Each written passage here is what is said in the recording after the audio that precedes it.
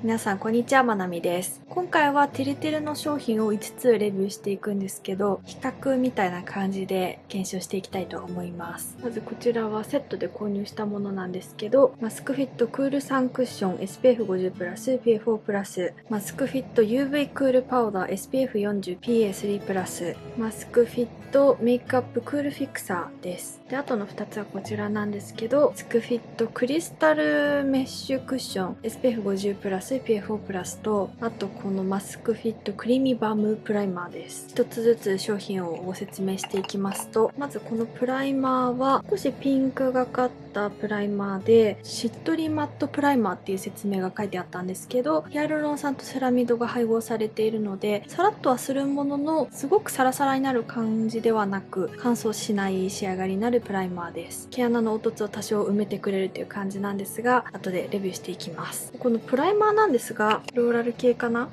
結構いい香りがします。デパコス系の香りな気がするんですけど、ほんのり匂いがついていていい香りです。で、クッションがこちらの2つで、復唱したのを貼ろうかなと思うんですけど、こんな感じになっていて、この銀色のパッケージの方がグローでツヤツヤになる仕上がりで、青いパッケージの方は厳密に言うとファンデーションではないんですけれども、多少ベージュ系のカラーなので補正されます。で、こちらもスクショなんですが、カバー力とか水分感、ツヤ、キープ力っていうのが5段階で表示されているんですけれども、銀色の方がかなりツヤツヤな仕上がりで、サンクッションの方がツヤは出ますが、そんなに銀色ほどツヤツヤな仕上がりではないです。で、こちらが21円のアイボリーのカラーなんですけれども、開けるとこちらメッシュになっていて、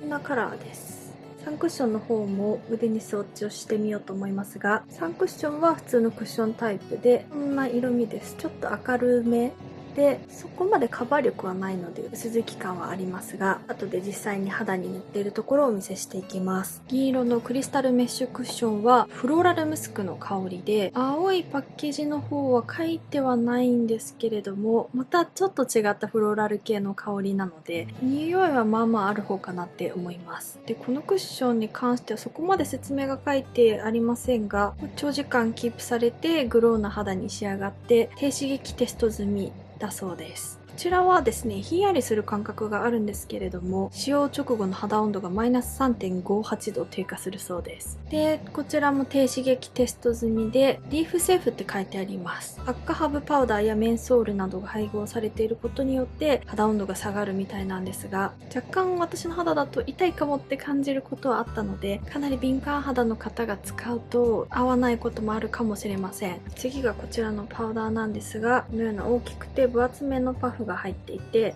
結構柔らかいです。こんな感じで穴が開いていて、こういうサラサラなパウダーなんですが、ちょっとだけ粒子は大きいかなって感じました。ほんのりツヤ感&カバー力を叶えるって書いてあるんですけど、ラメは入っていないかと思います。ふんわりとぼかし均一で滑らかな肌に仕上げますっていうのと、超微粒子パウダーで柔らかくフィックスって書いてあるんですけれども、こういったかなり白めのパウダーです。最後はこちらのメイクアップフィクサーで、これもつけるとかなりひんやりして、24時間崩れにくいキープ力、クール特許成分でメイク持ちアップ、ふんわり心地よいミスト&爽やかな香りって書いてあって、ガスタイプではなくて普通のミストなので、そんなにミストがすごい細かいってわけでもないですが、大きすぎもしない。個人的には全然使えるなと思いました。で、フローラル系ではない。爽やかな、ちょっと柑橘系のような香りがします。手にのせただけでもかなりひんやりするので、これもすごい敏感肌の方には合わないかなって思います。私は使えたので、ちょっと敏感肌くらいであれば大丈夫だと思いますが、かなり肌が弱いっていう方は注意してください。ということで簡単にご説明をしていきましたが、使っているのをご覧いただくのが一番早いと思うので、ここからは塗っているところをご覧いただこうと思います。今回は3日間にわたって検証してみたので、ぜひ最後までご覧いただけると嬉しいです。それでは始めていくんですが、まずはこのクッションファンデーションから塗っていきます。てるてるなので卵型で、これはてるてるのクッションの中では一番カバー力が低くて、キープ力とかも低いそうなんですが、クールサンクッションなので、日焼け止め感覚で使えればいいかなと思って購入しました。ということで、結構取れます。下でなじませて、こちら側に塗っていくのでアップでお見せしていきます。ひんやりするっていうことなんですけど、確かにちょっとひんやりしますね。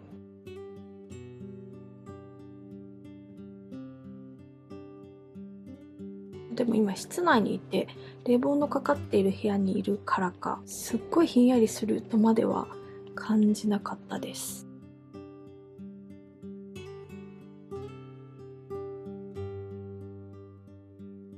で思っていたよりカバー力があるんですけど、ただ日焼け止め感覚で使えるようなツヤが出るくらいかなと思っていたんですけど、最近よく使っているイ肌よりはカバー力がある気がします。でもやっぱりちょっとひんやりはしますね。少し白っぽくなるのでトーンアップする感じで軽く塗ってみました。ね、こんな感じのトーンアップ感なんですけど、結構しっかりめのトーンアップ力です。白っぽくなる感じがあります。これ単体だと首の色とは差があるかなって思います。最近カバー力の低いベースメイクばかりしていたので、これでも結構カバーされているなと思うんですけど、黒ずみがだいぶ隠れていて赤みはつけています。でもとても塗りやすくて、今のところすごい毛穴落ちしているっていう部分はないので、まあまあ綺麗な仕上がりかなって思います。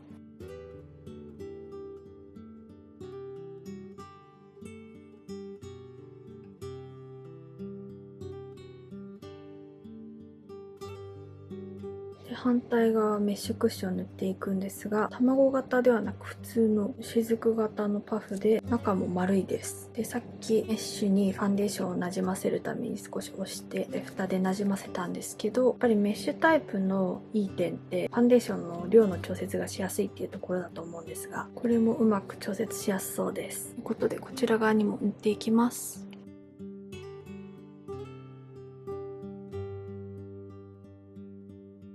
もしかしたら上部のオイル部分だけ取ってしまったのかもしれないんですけど、こちら側よりツヤツヤな仕上がりになっています。私の肌だとこの後テカってきそうだなっていう感じなんですが、かなりツヤツヤです。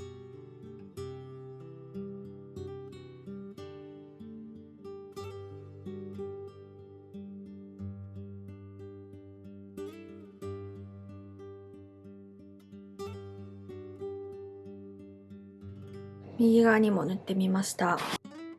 このファンデーションはカバー力が5段階中の4で、水分感も5段階中の4、ツヤとキープ力が5っていう感じなんですけど、思ったほどカバー力はないです。もっと赤みとかはカバーされるのかなと思いましたが、おでこに関して言うとこちらの方がトーンアップされているので、その影響もあってカバーされている感じがします。頬はですね、こちらの方が赤みが見えているので、まだカバーはされているなと思うんですけど、でも全然この辺りの血管とかニキビとかの赤みは見えているので、そんなにカバー力はないですね。ただツヤ感はやっぱり5段階中の5っていうことでツヤツヤになっています。で、角栓を拾いやすいのはこちらの方かもしれません。ちょっと白くなっているんですけど、こちらはまだないので、個人的には仕上がりはこちらの方が好きです。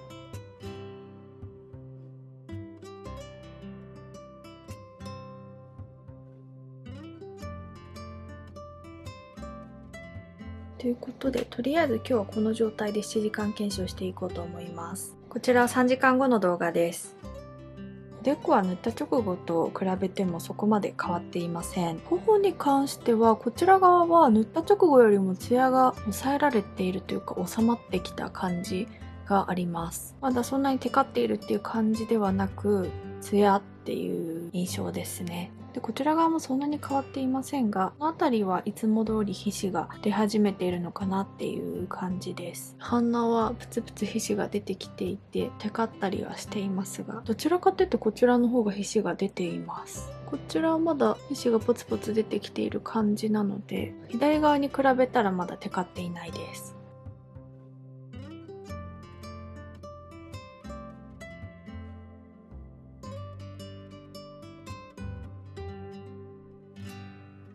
こちらは8時間後の動画です。2時間ほど寝てしまったんですけど、結局こちら側の方がテカっています。塗った直後はこちらの方がツヤが多かったのでテカテカになるんじゃないかと思っていましたが、サンクッションの方がテカりました。頬と鼻も同じなんですけど、この辺りを見ると分かりやすいかなと思いますが、こちらの方がテカっていますよね。こちらは毛穴のところにプツプツ皮脂が出てきている感じで、こちらは全体的にテカっているので、こちらの方が意外と持続力は良かったです。鼻もこちらは毛穴のところがプツプツ出てきているのがわかるかなと思いますが、こちらも全体的にテカテカっていう感じです。でもテカテカでも綺麗なので、ティッシュで押さえてしまえば全然大丈夫そうだなって思うんですけど、後で押さえてみます。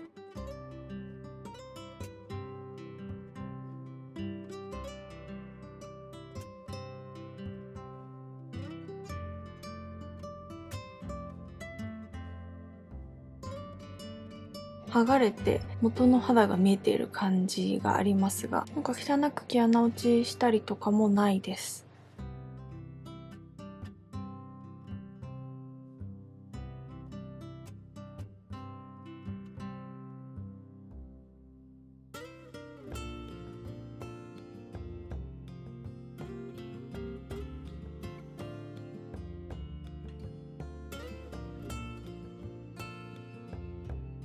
それでは本日はフルのベースメイクをしていきます。まず片側にプライマーを塗るんですけど、こちら側に塗っていきます。スパチュラがないので指で取りますね。で、少しだけ取ってくるくるっとのせていきます。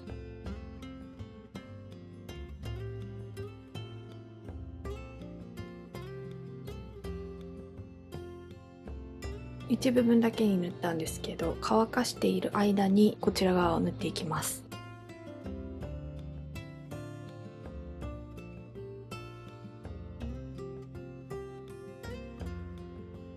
これから歯医者に行くので、もしかしたら口周りがよれたりとかしてしまうかもしれないんですけど、外出して検証できるいい機会なので今日撮影しています。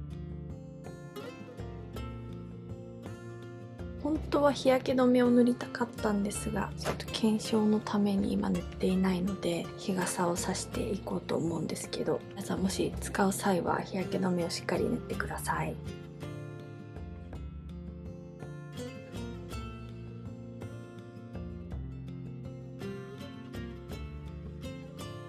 こんな感じで塗ったので、反対側も塗っていきます。すごいサラサラになるのかなと予想していましたが、そうでもないですね。全然しっとりしています。上からファンデーションを塗っていきます。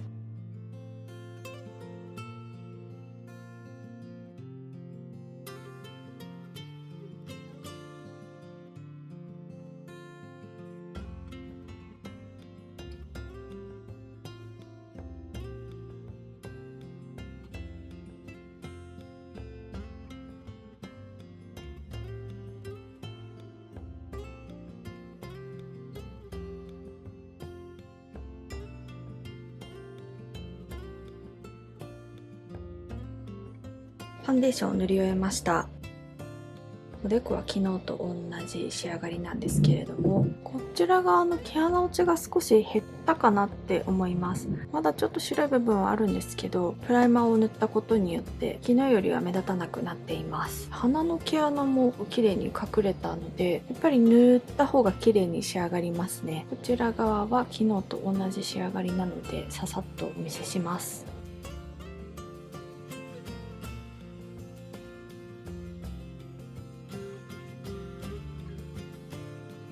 パウダーを両方に重ねていこうと思います。左側からのせていきます。白いパウダーなので肌が明るく見えます。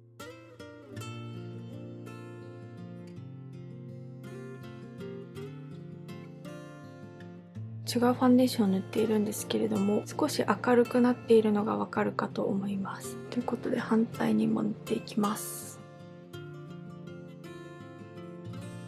塗りすぎてますかね。毛穴落ちしたりとか、パウダーが白く目立ってしまったりしているんですけど、直す時間はないのでこのままいきます。ちょっと揉み込んでから塗ればよかったですね。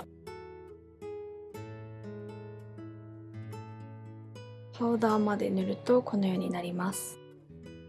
このパウダーはそんなに好きではないかもっていう感想なんですが、毛穴落ちが目立ってしまったりとか、かなり白くなってしまったので、私はイニスフリーのパウダーの方がこれよりは好きです。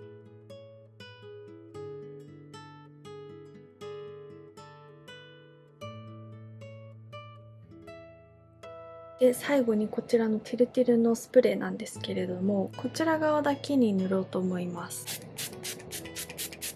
かなりひんやりきますね。使いすぎたかも。ちょっとスプレーしすぎたかもしれませんが、こんな感じになりました。ということで、もう出発しないといけない時間なので、このまま外出してきます。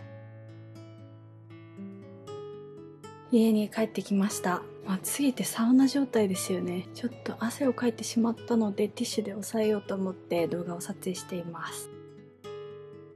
ファンデーションとかが剥がれてしまうかなと思ったので撮っているんですけど、まあこんな感じです。こちらは3時間後の動画です。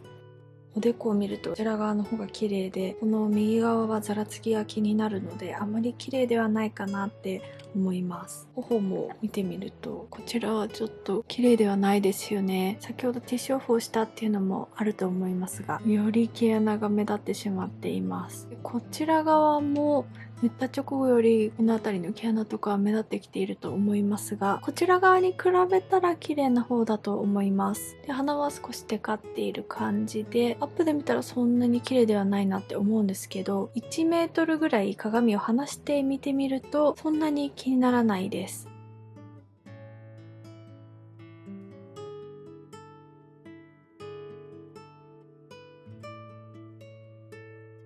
こちらは8時間後の動画です。おでこは少し皮脂は出てきていますが、すごい変わっているわけではないと思います。やはりこちらの方が綺麗で、こちらまだ少しサラッと感はあるものの、ざらつきがあるのであまり綺麗には見えないです。頬と鼻を見てみると、昨日よりもこちらは皮脂が出ていない気がするんですが、どうでしょう。ちょっとテカってはいるものの、テカテカにはなっていないと思います。こちらはあまり変わらずっていう感じで、この辺りとか皮脂が出てきていますが、昨日と同じようにプツプツ皮脂が出てきているのが見えます。塗った時がもっと綺麗であればそのまま持続されると思うのでいいんじゃないかと思うんですが、私の毛穴の凹凸が深い肌だとあまり綺麗には乗らなかったですね。なので私はこちらの方が好きです。鼻はもう剥がれてしまっている気がするので元の肌の色になっています。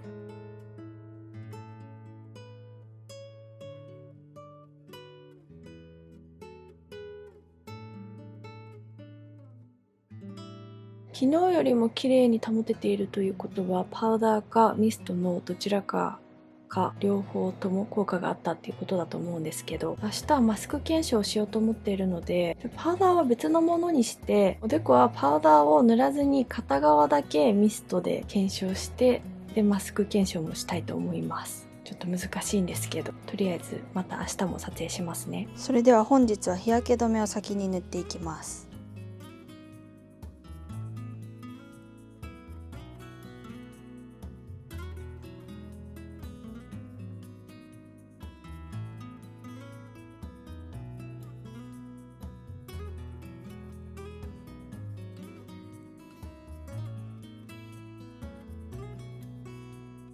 左側に下地を塗っていきます。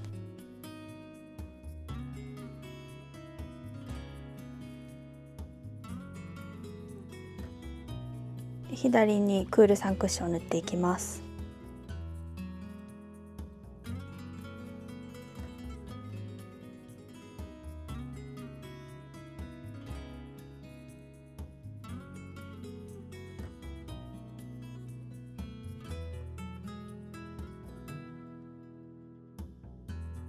反対はクリスタルメッシュクッションを使っていきます。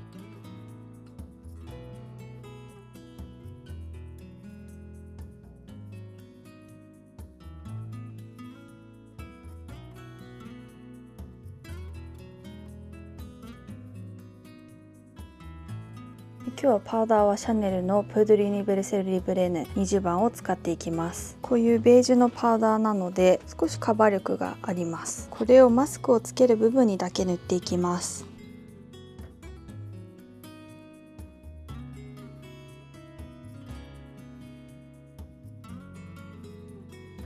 そしてこちら側だけにセッティングミストをつけていきます。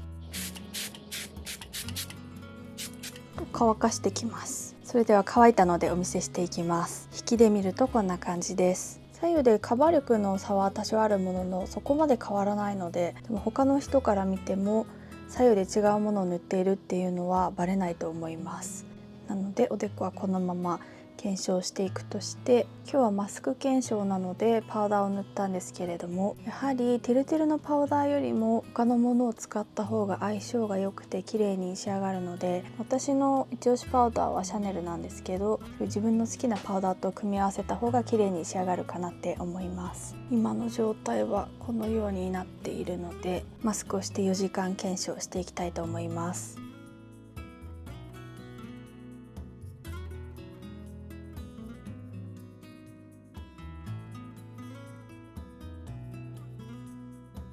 左はスプレーをしていないよりは崩れていないと思いますが、それでも右の方が綺麗です。頬と鼻なんですけど、こちらの方が断然綺麗ですよね。毛穴落ちはありますが、右側よりはマシだなと思いました。なので総合的にサンクッションの方が私の肌には合っているなと感じました。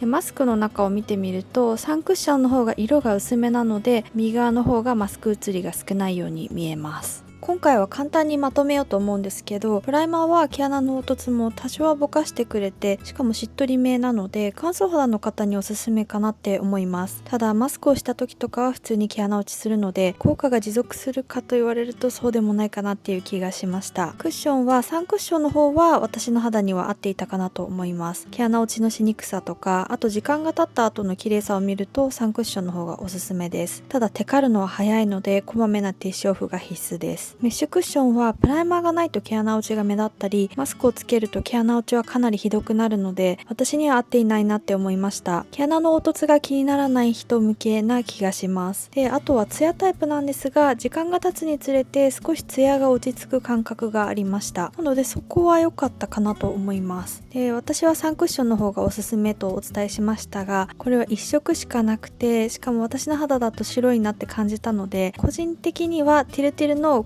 黒いパッケージのマスクフィットクッションの方がおすすめだなって思います。薄付きで良ければそちらの方が肌に合った色を選びやすくていいので、もし軽いクッションをお探しの方はそちらをチェックしてみてください。パウダーは白いんですよね。私はパウダーにそこまでのトーンアップ力を求めていないのと、あともう少し粉が密着するタイプの方が好きなので、これはそんなにおすすめではないかなっていう感想です。ただ私は動画では塗りすぎていたんですけれども、量を調節して塗ってもちょっと白いなって感じたので、かなりトーンアップしたいっていう方にはおすすめかもしれません。ミストは使わないよりはキープされるので良かったんですが、ひんやり感がすごくて痛い時もあるので、敏感肌の方は注意かなって思います。この青のクールタイプよりは赤いミストの方がキープされるっていうのをレビューで見たので、もしかしたら赤の方がいいかもしれません。で、結局この中で良かったなって思ったのはプライマーとサンクッションです。気になった方がいらっしゃいましたらぜひお試しください。ということでここまでご覧くださりありがとうございました。ぜひ高評価とチャンネル登録をお願いいたします。それではまた次の動画でお会いしましょう。